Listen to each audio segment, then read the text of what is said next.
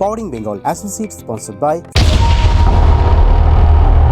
পাওয়ার বেঙ্গলে আমরা কিন্তু কথা বলি কর্মসংস্থান, শিক্ষার অগ্রগতি, শিল্পায়ন এবং বিভিন্ন ব্যবসায়িক ভিত্তি নিয়ে। স্বাভাবিকভাবেই স্বাস্থ্যক্ষেত্রে কিন্তু এই ধরনের একটি কর্মসংস্থানের সুযোগ এখন বর্তমানে সেখানে বাংলার ছেলেমেয়েরা অনেকটাই আগ্রহী হয়ে উঠছেন। নার্সিংয়ের ক্ষেত্রে যদি আমরা কথা বলি অথবা চিকিৎসার ক্ষেত্রে ডাক্তারি পড়ুয়ারা সকলেই কিন্তু একটা উজ্জ্বল ভবিষ্যতের আশায় তারা কিন্তু নিজেদের তৈরি করছেন প্রতিনিয়ত। এবং এই যে তৈরি করার ক্ষেত্রে যারা এই ক্ষেত্রে শিক্ষার ক্ষেত্রে বা যদি বলি স্বাস্থ্য সংক্রান্ত শিক্ষার ক্ষেত্রে অবদান রাখছেন, তাহলে কিন্তু তেমনই একটি জায়গায় আমরা আজকে উপস্থিত হয়েছি, যেখানে এই মুহূর্তে আপনারা দেখতে পাচ্ছেন যে আমি যেখানে রয়েছি এটা কিন্তু একেবারে বীরভূমের বোলপুরে অবস্থিত। হ্যাঁ, একেবারে ঠিক ধরেছেন, Santiniketan medical college and hospital, যেখানে স্বাস্থ্য পরিষেবার পাশাপাশি কিন্তু স্বাস্থ্যের ক্ষেত্রে যে শিক্ষা তারও কিন্তু প্রসার ঘটাচ্ছে। এবং এক্ষেত্রে কর্মসংস্থানের কথা যদি বলি, তাহলে যারা এখানে পড়াশোনা করছেন তারা তো কর্মসংস্থানের জন্য নিজেদের তৈরি করছেনই, পাশাপাশি এই এত বড় একটি মেডিকেল কলেজ এবং হসপিটাল চালানোর জন্য সেটাকে সচল রাখতে, মানুষকে পরিষেবা দিতে সেখানে প্রচুর মানুষের কর্মসংস্থান কিন্তু প্রতিনিয়ত সুযোগ তৈরি হচ্ছে। চিকিৎসক থেকে শুরু করে নার্সিং স্টাফ থেকে শুরু করে হসপিটালি স্টাফ যারা রয়েছেন তারা থেকে শুরু করে এই পুরো অফিস মেনটেন্যান্স করার জন্য যে স্টাফেরা তারাও কিন্তু রয়েছে। এবং সার্বিকভাবে যদি কথা বলা হয় সেক্ষেত্রে বীরভূম বলুন, বোলপুর বলুন, প্রান্তিক এই এলাকার যে সমগ্র একটা অঞ্চলের যে বলা যেতে পারে উন্নয়ন কল্পে এই Santiniketan medical college and hospital কিন্তু একটা দিশা হয়ে উঠেছে।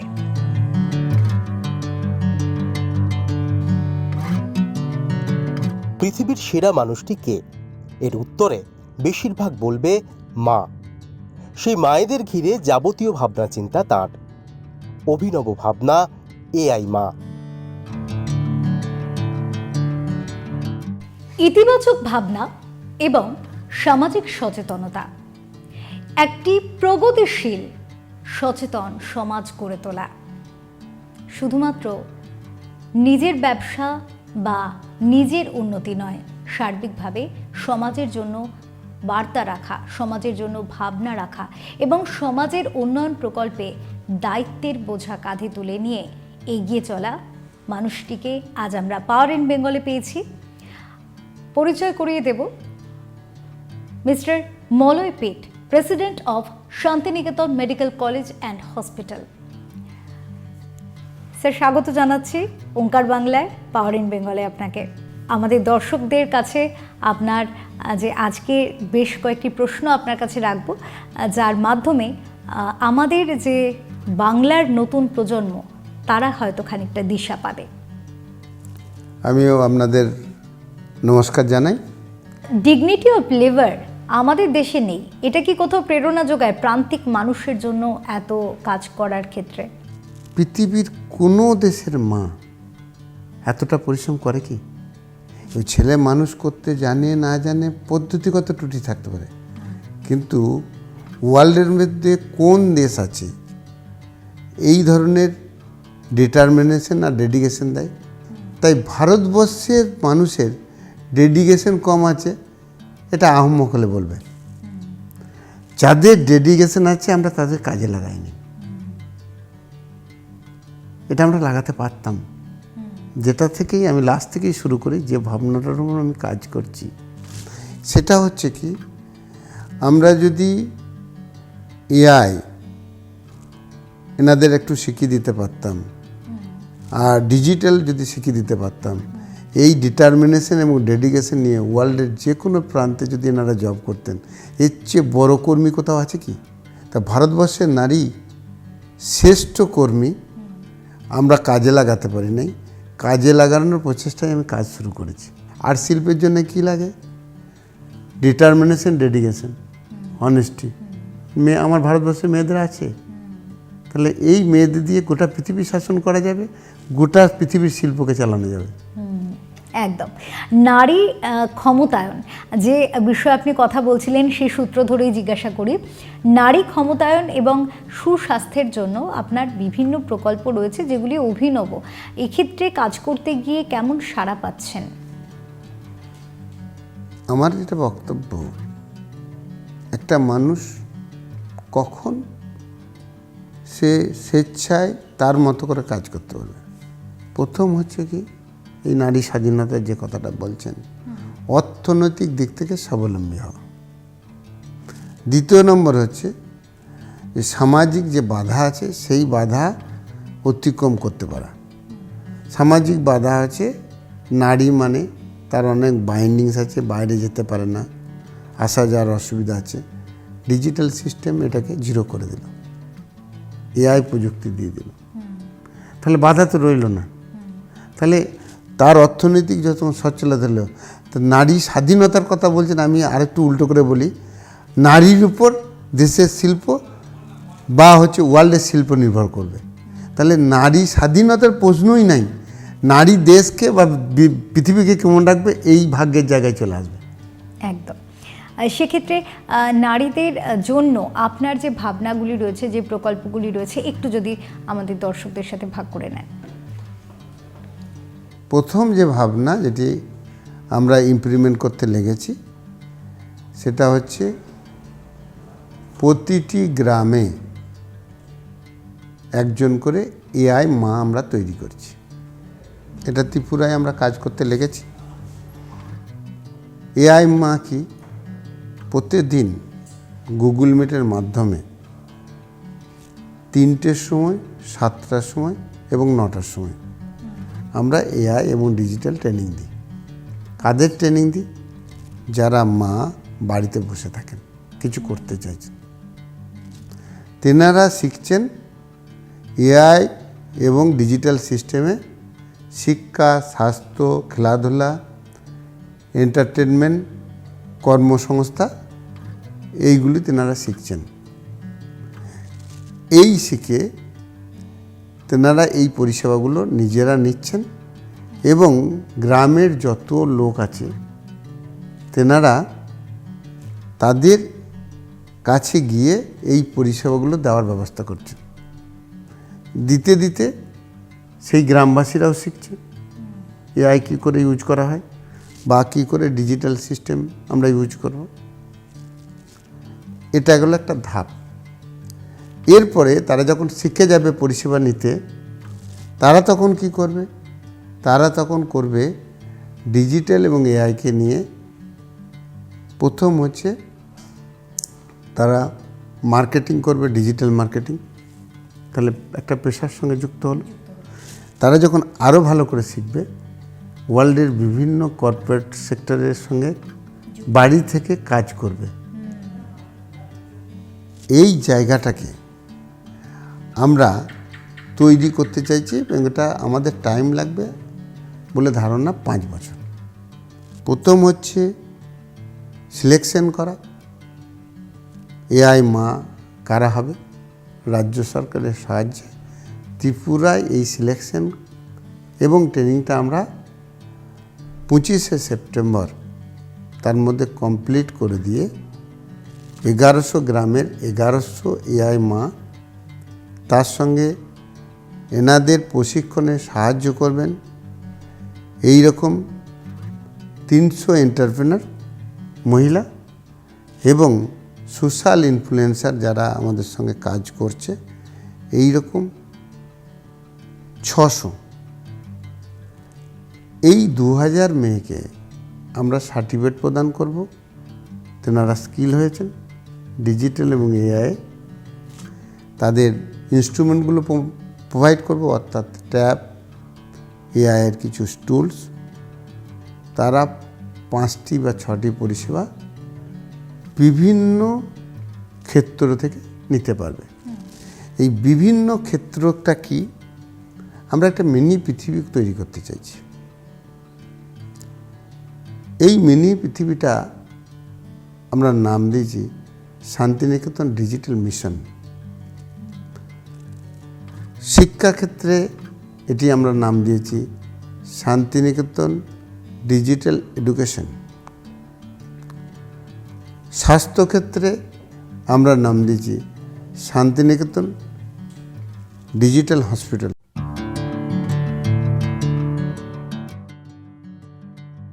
দেশের প্রথম পিপিপি মডেলের মেডিকেল কলেজ তৈরি করেছেন। রয়েছে একাধিক ইঞ্জিনিয়ারিং কলেজও। কর্মসংস্থান সম্পর্কে কি ভাবনা বলয়পীঠের? 10 টাকার এখনো পর্যন্ত ওপিডিতে স্বাস্থ্য পরিষেবা পাওয়া যায় শান্তিনিকেতন মেডিকেল কলেজ অ্যান্ড হসপিটালে। এটার পিছনে কি ভাবনা রয়েছে? মানে এই বর্তমান পরিস্থিতিতে, বর্তমান ক্ষেত্রে এখনো পর্যন্ত 10 টাকায় আপনি পরিষেবা দিচ্ছেন, কি ভাবনা রাখছেন মানুষের জন্য স্বাস্থ্যের ক্ষেত্রে? যেটা মূল ভাবনা সেটা হচ্ছে মানুষ ডাক্তার দেখিয়ে ওষুধ খাক। আমরা যারা শিক্ষিত বলে নিজেদের দাবি করি, তেনারাও একটা ওষুধ কিনে খেয়ে নিই দোকান থেকে। এটা সবচেয়ে ক্ষতিকারক। এরপরে উদাসীনতা, টাইমের ফ্যাক্টর, ডিজিটাল সিস্টেমে সেটা কেটে যাচ্ছে। আরেকটা কারণ হচ্ছে অর্থনৈতিক অনটন, যে আমার এইটুকু হয়েছে, ডাক্তার দেখাবো, আবার কটা টেস্ট বলবে, কি খেতে হবে, হয় তো 10 টাকার হলে ওটা চলে যাচ্ছে। তাই প্রতিটি মানুষ ডাক্তার দেখিয়ে ওষুধ খাক, এই ভাবনার উপরেই 10 টাকার ওপিডিটা আছে। একদম। শিক্ষাক্ষেত্রে একটু আসবো। শিক্ষাক্ষেত্রের কথায়, মানে আপনার তো অবদান শিক্ষাক্ষেত্রে বৈপ্লবিক, কারণ দেশের প্রথম পিপিপি মডেলের মেডিকেল কলেজ আপনি তৈরি করেছেন। এক্ষেত্রে ভাবনাটা?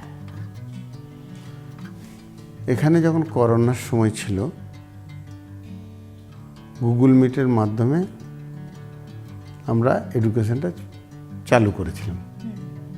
তখনই গুগল মিটের মাধ্যমে টেলিমেডিসিন চালু করেছিলাম।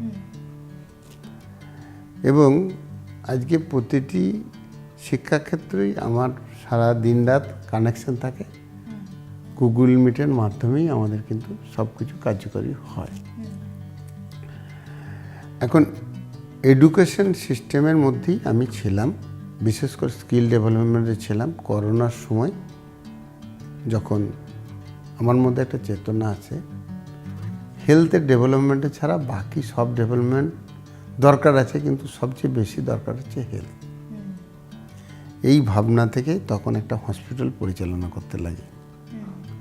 সেখান থেকে আমার মনে হয়েছিল হসপিটালটা ঠিক করে যদি পরিচালনা করতে হয়, তাহলে অতি অবশ্যই মেডিকেল কলেজ করতে হবে, তাছাড়া সম্ভব না।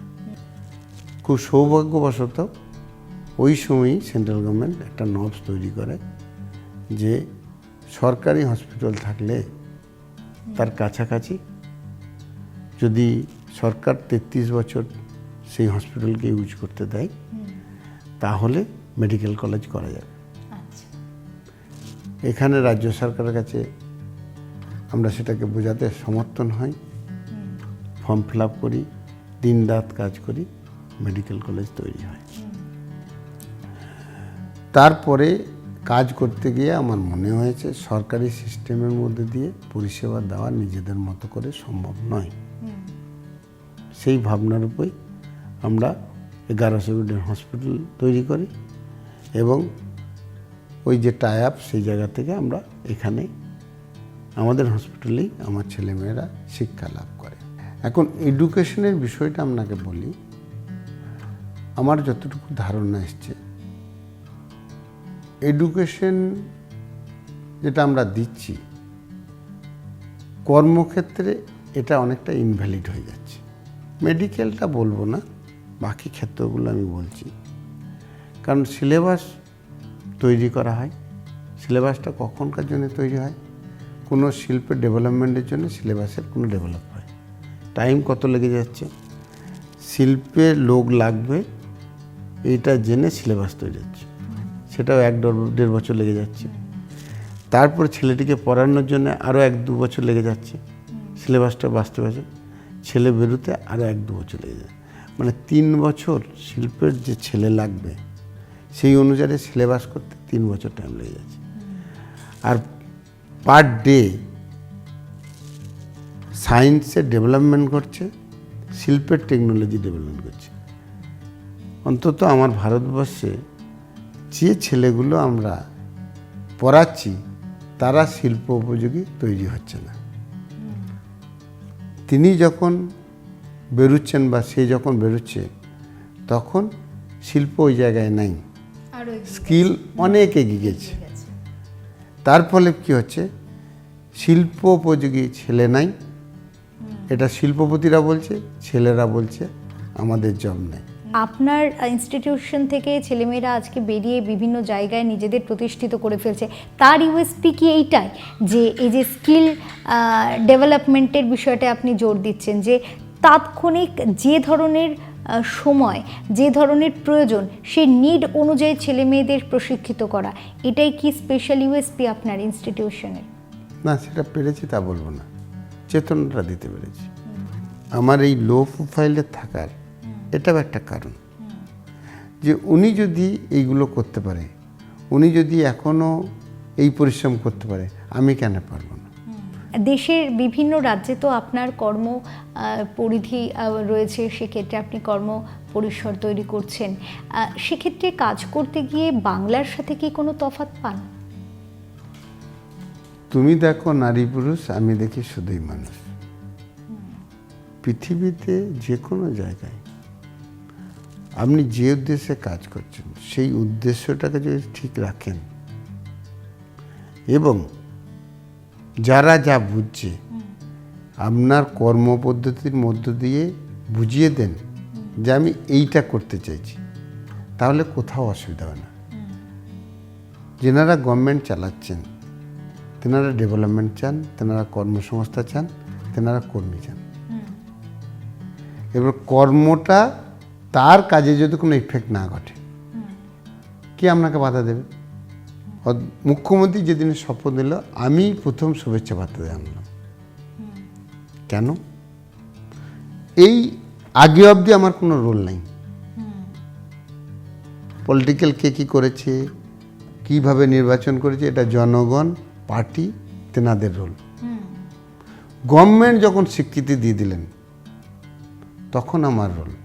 ওনার পলিসি কি, ওনার চিন্তাভাবনা, স্টেট দেখার দায়িত্ব জনগণ ওনার হাতে তুলে দিয়েছেন।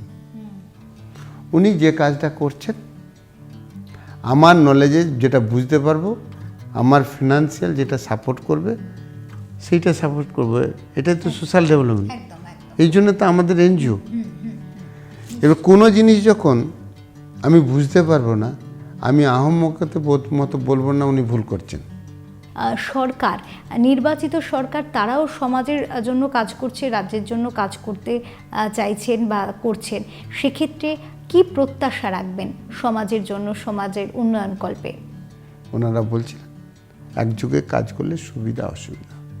আমরা মোটোর উপর যদি কাজ হয় সঙ্গে সঙ্গে আমি ডান।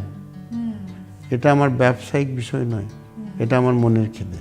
25শে সেপ্টেম্বর আনুষ্ঠানিকভাবে এআই মাদের কর্মের সূচনা করব।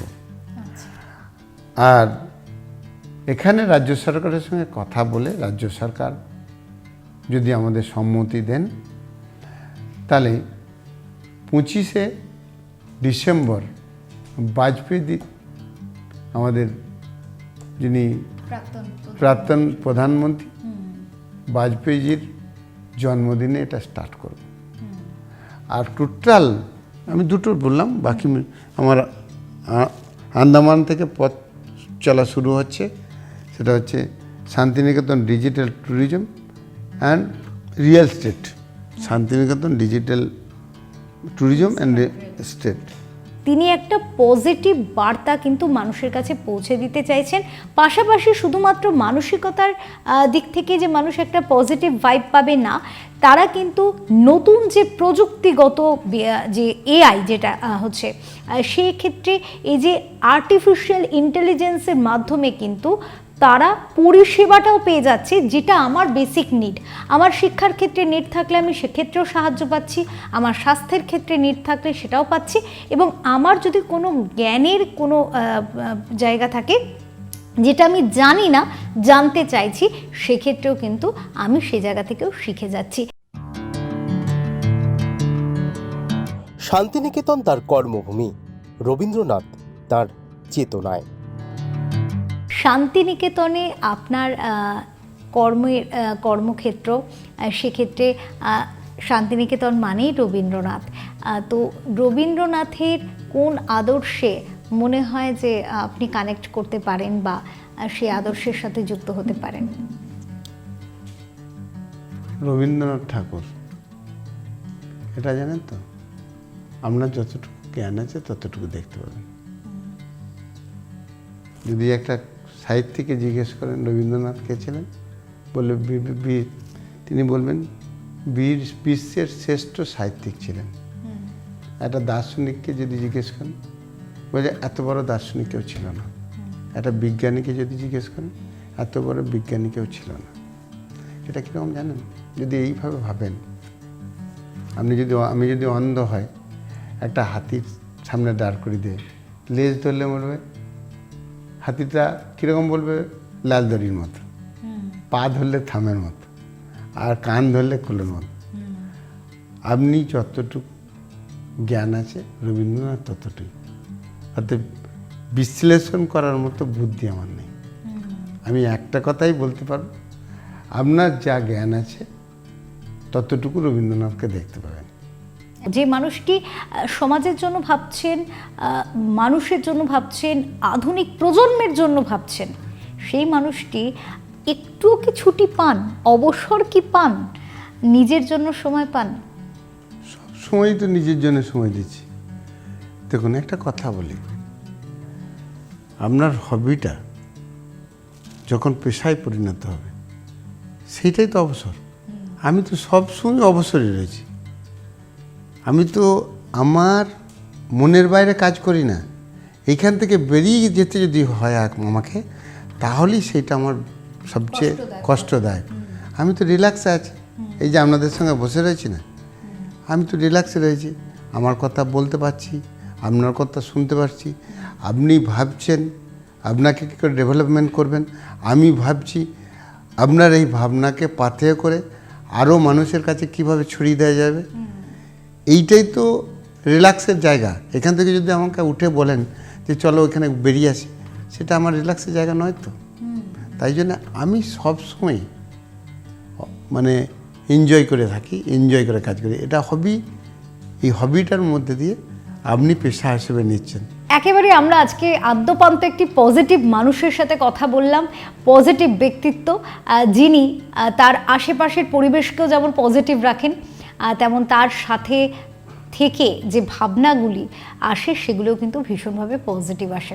আমাদের তরফ থেকে, ওঙ্কার বাংলার তরফ থেকে আপনার জন্যও এই শুভকামনা থাকবে যে আপনি এরকমই পজিটিভ থাকুন, সমাজের জন্য, মানুষের জন্য কাজ করতে থাকুন। এবং আজকে পাওয়ার ইন বেঙ্গলের এপিসোডে এই পর্যন্তই। দর্শকদের কেমন লাগলো জানাতে ভুলবেন না আমাদের। আশা করি ভীষণ ভালো লেগেছে। পাওয়ার ইন বেঙ্গল, বাংলায় শিল্পে নবজাগরণ। বাংলাতে কিছু নেই, বাংলায় কিছু হয় না, এই ভাবনা কিন্তু সম্পূর্ণ ভুল। বাংলাতেও অনেক মানুষ এমন রয়েছেন যারা নিজেদের পজিটিভ ভাইব দিয়ে, পজিটিভ ভাবনা দিয়ে, পজিটিভ কাজ দিয়ে কিন্তু পজিটিভ বার্তা ছড়িয়ে দেন আপনাদের সকলের জন্য। ভালো থাকবেন। আজকে এই পর্যন্তই। অনেক ধন্যবাদ জানাবো আপনাকেও, অনেক ধন্যবাদ জানাবো আমাদের ওঙ্কার বাংলার দর্শকদেরও। নমস্কার।